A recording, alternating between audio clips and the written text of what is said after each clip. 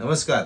आमचे भाजपाचे भारतीय जनता पार्टीचे अध्यक्ष आदरणीय आशिषजी शेलार या महाराष्ट्राचे सांस्कृतिक मंत्री की ज्यांनी सांस्कृतिक मंत्री झाल्यापासून कार्यक्रमाचा एक मोठा अजेंडा ठेवला आणि सातत्याने सांस्कृतिक कार्यक्रम या महाराष्ट्रामध्ये मुंबई शहरामध्ये होतात. तेच आमच्या आशिषजी श्री गणेशाची वारी कोकणाची आणि सात भाजपाची अशा कोकणवासियांसाठी सालाबाद प्रमाणे मोफत एसटी सेवा ठेवलेली आहे.